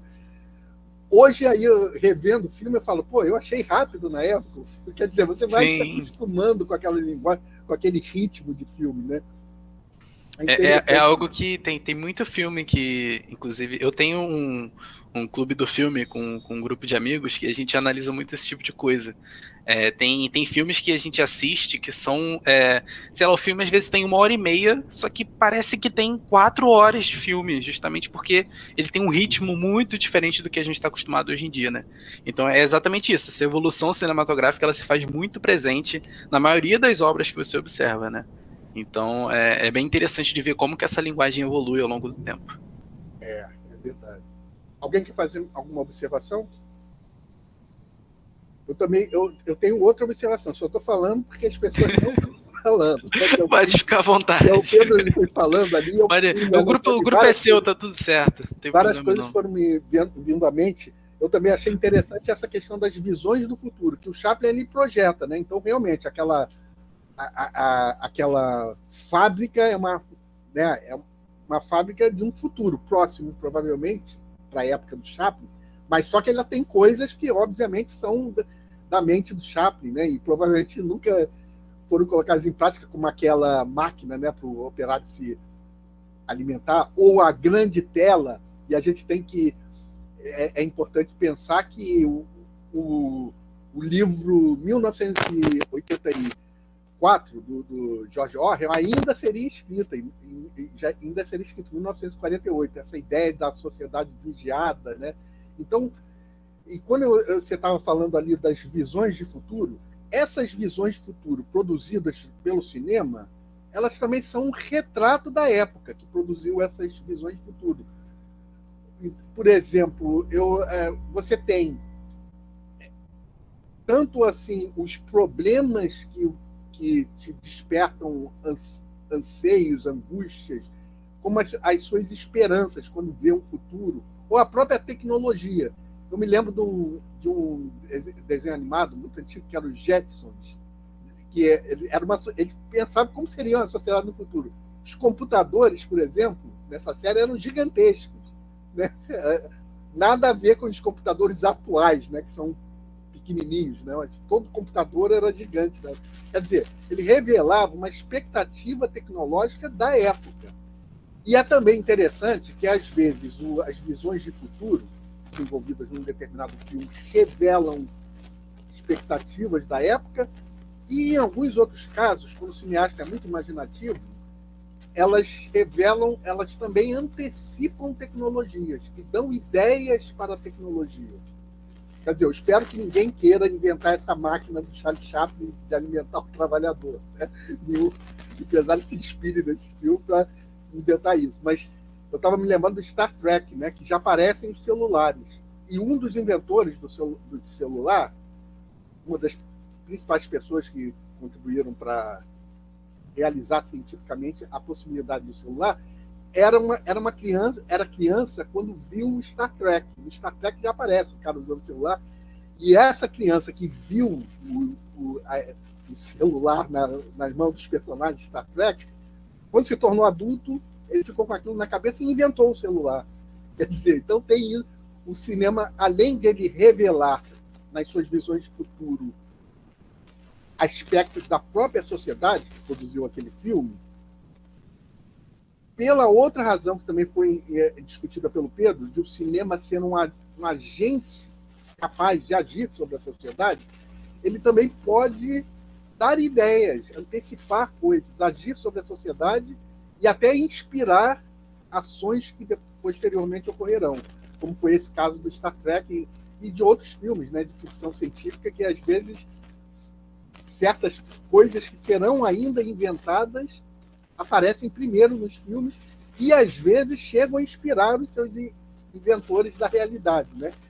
Ou seja, pessoas que viram um determinado filme com determinada tecnologia inventada, se inspiram naquilo e colocam em prática. Então é bem interessante ver essa relação dialética aí do cinema com o tempo, né? Ele, ao mesmo tempo, ele revela o tempo, a própria época, mesmo quando ele enxerga um futuro ou um passado. Nas suas representações, ele está revelando algo da sua própria época. Mas, ao mesmo tempo, quando ele trabalha a questão do futuro, ele pode agir sobre aquela sociedade, e algumas coisas que foram pensadas ali podem acontecer, né? Ou seja, o cinema também pode se apresentar, além de como um fabuloso meio de representação da realidade ou de ficções, mas ele também pode ser um agente da história. Ele também é uma força, professor, ou um instrumento que age. Pode falar, Plínio. Então, eu estou diante de você, né, dispensável, como o professor Pedro há pouco te elogiou tanto e merece todos os elogios possíveis diante da galera que eu não conheço. Mas eu, como sou bem escabroso e um tanto quanto escrachado, não vou me poupar e aí vou me expor aqui, inclusive de imagem. Professor da Assunção, uma reflexão que eu tenho há tempos, eu estou inclusive conversando com o meu professor de linguística aqui sobre, justamente, eu estou pedindo para ele digitalizar o encarte do filme Metrópole, que ele tem um original, é sensacional, nós vimos em 2005 anos atrás. Mas é assim, eu gostaria que vocês comentassem, né, claro, daí você põe o Pedro na conversa aí, da produção cinematográfica europeia, né? Vamos pegar aí, especialmente Itália, França, né? Espanha também, meio que fazendo uma certa relação aí, ainda que seja dispensável, mas de certa maneira, vamos lá, porque, né, vocês acabaram citando aí a produção estadunidense. Mas diante disso, como é que vocês veem, professor da Assunção, como é que você vê a produção cinematográfica numa pegada, num viés da semiótica? Eu falo da semiótica textual, né, grimasiana, lá da Europa, para uma pegada mais, digamos que vou falar assim, especificamente Estados Unidos, persiana, essas ideias aí mais, desculpa falar assim, mas essas ideias mais, né, mais recentes aí, essa pegada que Hollywood se apropriou de tudo e pererei parará. Eu falo isso porque, assim, professor, quando você fala assim, vamos fazer uma comparação de alguém que fique 30 anos num cárcere, não é necessário isso, né? Eu vou repetir o que eu disse sábado pela manhã, depois dos tempos que eu morei na Europa e os países que eu tive, quando voltei, eu me enclausurei por um tempo e vi bastante TV Brasil, especialmente produção nacional e latino-americana. Mas mais que isso, eu me apaixonei, sou apaixonado pela produção italiana, francesa, né? E daí, assim, a gente viu uma grande diferença, tanto na parte da linguagem que você está falando, mas também como na parte técnica, né? Na pegada desde um cenário. Enfim, eu acho que você captou aí. É interessante. É claro que os diversos, digamos, meios, a gente acaba, por causa da força da indústria cinematográfica estadunidense, e a gente tem que lembrar que o cinema, por um lado, eu até estou desenvolvendo um texto que eu coloco assim, o cinema são três coisas, são muitas coisas, né? Mas a gente pode enxergar que ele seja três coisas também, né? Ele é uma forma de arte ou de entretenimento. E, às vezes, essas duas possibilidades se confrontam dentro da produção fílmica ou podem até se aliar. É um vértice do triângulo. Mas, por outro lado, o cinema é uma sociedade também. Ele produz-se dentro de uma sociedade e ele é voltado para uma sociedade. Ou seja, e ele organiza formas de sociabilidade. A pessoa vai assistir o filme na sala de cinema ou vai assistir o filme sozinho. Então, tem diversas formas de sociabilidade geradas pelo cinema. Mas, finalmente, o cinema é uma indústria. E essa indústria é poderosa.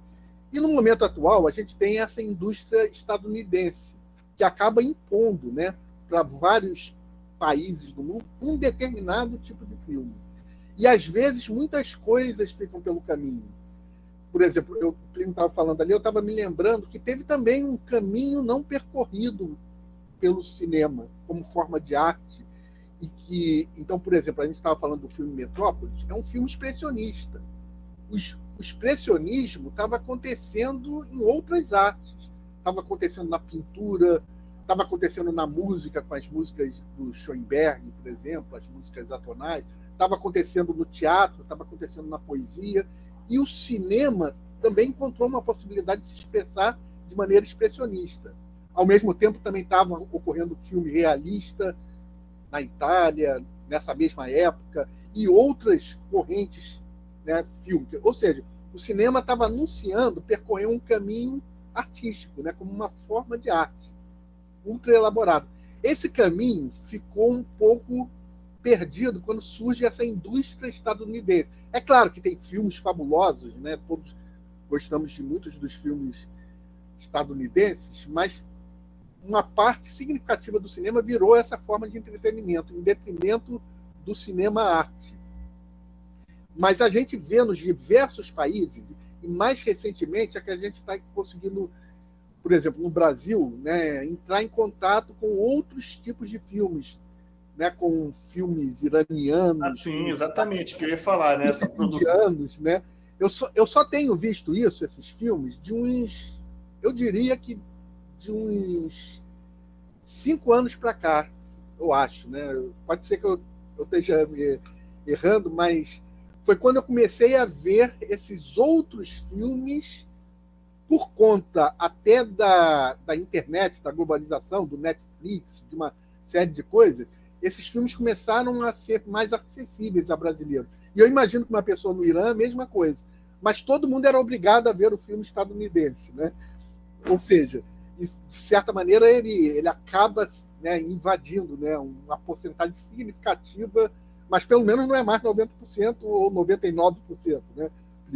Pelo menos agora a gente já tem contato com outras realizações fílmicas. E você citou também o Brasil. Né? O Brasil sempre foi sempre que não foi massacrado pelos governos que, né, se opuseram a isso, ele produziu cinema de qualidade, né, e esteve na vanguarda em diversas coisas. A gente pode lembrar aqui o cinema novo. Né? E eu também achei muito interessante essa sua colocação dos aspectos do cinema, a possibilidade de análise semiótica do cinema. Né? A gente pode entender o filme como uma espécie de texto, um texto muito complexo, né? Que envolve diversas linguagens, a linguagem visual, a linguagem escrita, a linguagem performática. Tudo isso pode ser analisado, sistemas de signos, ou seja, o filme também pode se beneficiar desse tipo de análise, que às vezes a gente volta para o texto, né? Que é a análise semiótica, mas que pode ser direcionado para outras formas de arte e, vamos dizer, no sentido expandido, outras formas de textos. Né? De certa maneira, o filme é um tipo de texto muito sofisticado. A própria cidade na qual nós vivemos, ela pode ser compreendida como um texto. Você sai na rua, você é morador de uma cidade, e vai percorrendo um texto que se estende diante de você. Nesse sentido mais amplo, estendendo essa ideia de texto para diversas manifestações humanas, é interessante a gente perceber também essa possibilidade aí de trabalhar métodos de análise semiótica, né, que tem sido percorrido por muitos autores, né, Roland Barthes e outros, né, essa possibilidade. Né? Tem algum comentário sobre isso, Pedro? Sobre alguma das coisas? Eu concordo absolutamente com tudo que o senhor disse, né? Eu acho engraçado que, por mais que existam muitas críticas em relação a isso, os serviços de streaming que a gente tem hoje, tipo Netflix, Amazon Prime, todos esses que a gente vê por aí, né? Eles, querendo ou não, trouxeram uma certa acessibilidade para a gente acessar esse tipo de conteúdo, né? Eu vejo que, talvez não no início, mas hoje em dia, por exemplo, existe uma aba na Netflix inteira só sobre produções cinematográficas japonesas, coreanas, chinesas, né, de outros lugares do mundo que a gente nem imagina, né, como que a cultura é tão diversificada assim. Então, eu acredito que, nesse sentido, a globalização até que ajudou um pouco a gente, né?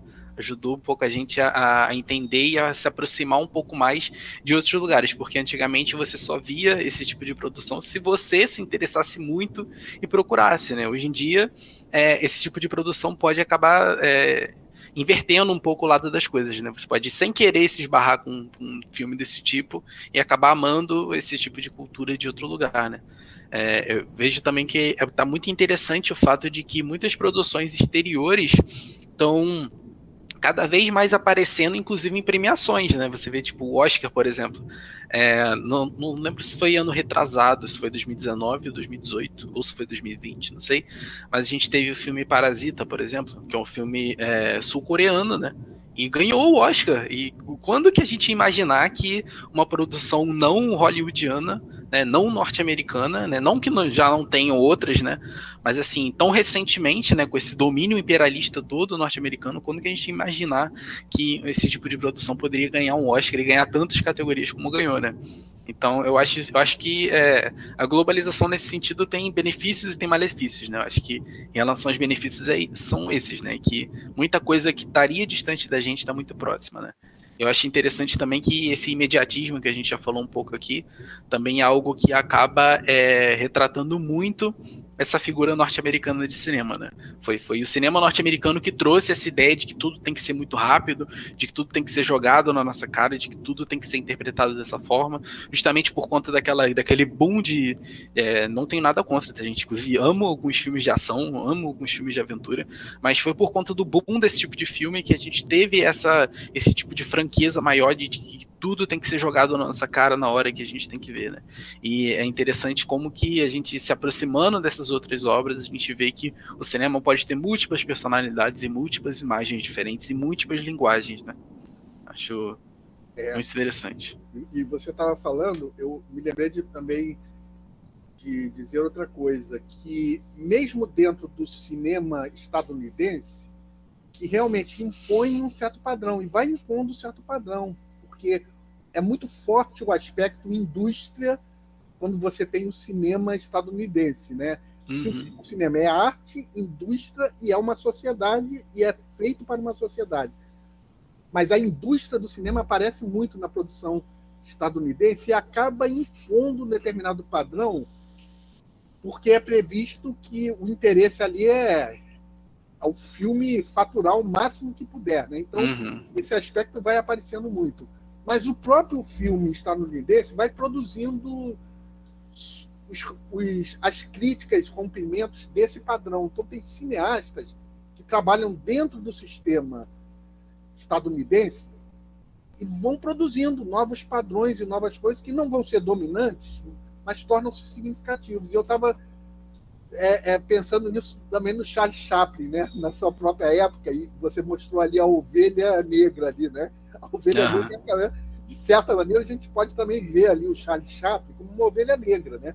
Produzindo um tipo de filme. É claro que havia outros filmes parecidos no estilo, né, do Charles Chaplin, do filme mudo, cômico, mas, ao mesmo tempo, esse filme de crítica social que alia a esse padrão da comédia do cinema mudo, mas, ao mesmo tempo, aliando uma crítica social, esse padrão foi sendo construído pelo Charles Chaplin e fazendo muito sucesso, mesmo que sem ter o apoio dos estadunidenses, daqueles que dominavam, né, vamos dizer assim, a máquina industrial do cinema estadunidense. Então, isso também é interessante da gente pensar isso, né, que mesmo de dentro do próprio sistema de cinema dominante, se a gente considerar que os Estados Unidos conseguem exportar, né, e a gente vê aí, todo mundo viu filmes estadunidenses, provavelmente um indiano não deve ter visto um filme brasileiro, né, aliás, é uma grande indústria também, né? A indústria é a segunda maior do mundo, né? Indiana, é a segunda maior do mundo. Muito também derivado da população, né? Indiana também é a segunda maior população do mundo, né? Sim. É interessante que essa indústria que o senhor comentou, ela hoje em dia, para quem está acostumado a assistir muito filme e gosta de ver muito filme, a gente consegue muito delimitar, tipo, os filmes que são feitos para a indústria, né? Para obtenção de recurso monetário, de dinheiro mesmo, né, propriamente dito, e os filmes que são como representações artísticas, né? Tem inclusive muitos diretores que são obrigados, com algumas aspas, a trabalhar dessas formas para poderem fazer as suas próprias obras de arte, né? A gente tem recentemente, por exemplo, o Guillermo del Toro, ele fez A Forma d'Água, né? Que foi um filme de representação artística dele. Mas antes do A Forma d'Água, ele teve que fazer vários outros projetos para que ele pudesse se implementar dentro dessa indústria e poder fazer o filme que ele queria fazer, né? Então, é um exemplo. A gente tem também o Nolan, o Christopher Nolan, ele também faz muito isso. Faz muitos filmes que são voltados para arrecadar fundo, para a indústria em si, e depois ele vai e faz uma obra que é dele mesmo, que ele queria fazer muito, como uma representação artística e tal. Então, isso está se tornando cada vez mais comum, né? Então, eu não vejo isso como algo errado, porque a gente pode sim se divertir muito com filmes que são mais sessão da tarde ali, né, propriamente dito. E eu mesmo me divirto muito com esse tipo de filme, então não tem nada de errado nisso. Mas também é interessante ver que o filme com crítica, ele, pelo jeito, não vai sumir nunca, ainda bem, né? Ele vai sempre continuar aí existindo, para sempre trazer uma reflexão mais interessante pra gente, né? Algo que eu vejo muito acontecendo isso hoje em dia também, fugindo um pouco da pauta, é videogame, né? Videogame hoje em dia é a maior indústria de entretenimento de todos os tempos, né? Já superou o cinema faz tempo, e eu vejo muito isso também quando eu jogo videogame. Tem jogos que eu vejo que são simplesmente para fazer dinheiro. E tem outros que eu jogo que são, sim, são super simples e são obras de arte que me emocionam, entendeu? Então, a gente consegue comparar essas duas coisas, né? É bem interessante. Verdade. Pedro, eu não sei se ainda tem mais alguém que gostaria de fazer uma observação. Eu estou vendo que a gente também está se aproximando aqui da nossa segunda hora, né? Sim, quase lá. Vai encerrando o debate. Não sei se alguém ainda quer fazer mais algum comentário, pode fazer, né? Eu, de minha parte, queria, além de parabenizar a palestra do Pedro e o diálogo que a gente conseguiu suscitar aqui, seja através de intervenções diretas através da voz, seja através dos comentários que a gente pôde ler ali no chat. Então, além disso, eu queria lembrar também que essa palestra debate faz parte de um ciclo interminável de palestras que a gente pretende que se estenda pelos próximos anos. Só até o final do ano a gente já tem marcado de várias palestras.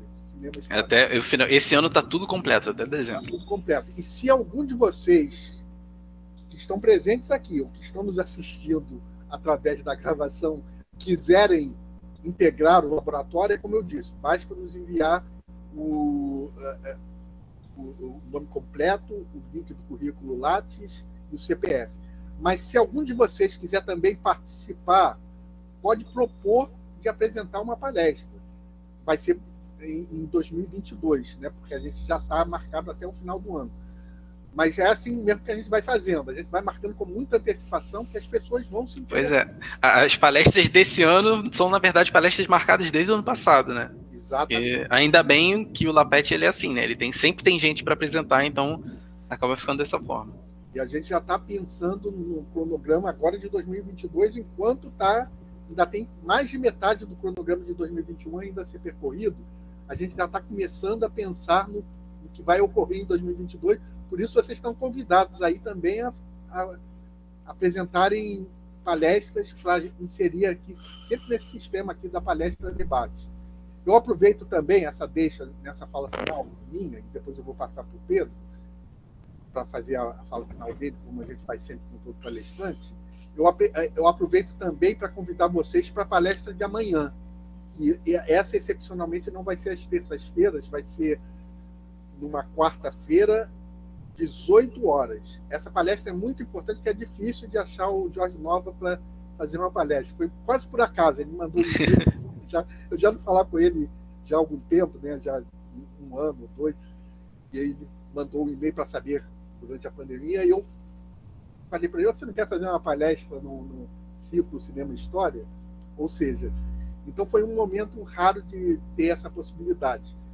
O Jorge Nova, como eu falei com vocês, além de ser uma pessoa que estudou cinema, um dos pioneiros do estudo de cinema no Brasil, e ele mesmo foi orientando do Marc Ferrot, que faleceu recentemente, que é um dos pioneiros do cinema mundial. Né? Privilégio, hein? No estudo historiográfico do cinema. Né? Foi um dos primeiros historiadores a trabalhar, né, mais sistematicamente com o cinema, a ponto tal que todo mundo, quando pensa em Marc Ferrot, lembra logo dessa relação entre cinema e história. Né? E a palestra de amanhã tem essa homenagem ao próprio Marc Ferrot, e vai falar sobre as relações gerais do cinema com a história, Marc Ferrot e as inesgotáveis relações entre cinema e história. Se eu não me engano, o título é esse. A gente vai ver ainda o link hoje, acho que o link já existe da palestra, que eu mas eu vou divulgar nas redes sociais, e a gente já está divulgando, né? Eu pedi para a Milena divulgar. Então, venham a essa palestra que vai ser muito interessante, vai permitir um diálogo bem interessante sobre essa relação entre cinema e história. Nesse momento, eu também passo a palavra agora para o Pedro, para ele fazer a sua fala final, e agradeço a presença de todos vocês aqui. Pedro, a palavra é sua. É isso, eu só queria, para não passar despercebido aqui, falar sobre o que o Vitor falou, né? Eu acho que ele falou que quando a gente revisita algum lugar, a gente sempre aprende uma coisa nova com isso, né? Seja na rua, seja tudo. Então, eu acho que a história, ela se move desse jeito, né? A história, o Mark Ferron mostrou pra gente que a história é um processo, né? E que ela se move dessa forma, né? Toda vez que você revisita um processo, você aprende uma coisa nova. Isso acontece com o cinema também, né? Eu queria agradecer a todos os meus amigos que vieram aqui me assistir, a Lapete também, principalmente, ao professor da Assunção pela oportunidade de sempre. Eu vou deixar aí as minhas redes sociais aí, tanto a minha pessoal, quanto a do meu podcast, e a do próprio Lapete, tá tudo aí no Instagram. A primeira é a minha pessoal, a segunda é do meu podcast. Se vocês quiserem analisar, ou outra história, a gente fala sobre história, né? A gente tenta comentar sobre história de forma não acadêmica, de forma um pouco mais espontânea, né? De forma um pouco mais prática, para as pessoas entenderem de fato, e a gente sempre aborda uns assuntos diferenciados, né? Algo que nem sempre você vai ver na escola, na faculdade, né? A gente tenta abordar uma coisa um pouco mais ali abrangente. Então, dá uma acessada lá, eu tenho certeza que você vai gostar. E é isso. Muito obrigado. Obrigado a todos pela presença. Até a próxima. Eu também me despeço e a gente vai encerrando aqui a gravação desse evento da série Cinema História do Lapete. E daqui provavelmente daqui a 15 dias, eu não estou com um cronograma na cabeça, mas provavelmente daqui a uns 15 dias já temos outra palestra da série Cinema História. E às quintas-feiras temos Teses em Debate, que também vão ocorrendo sempre de 15 em 15 dias às quintas-feiras. Obrigado a todos. A gente vai se despedindo aqui para esse momento, para nos reencontrarmos depois nos próximos eventos. Tchau, tchau, gente. Até amanhã.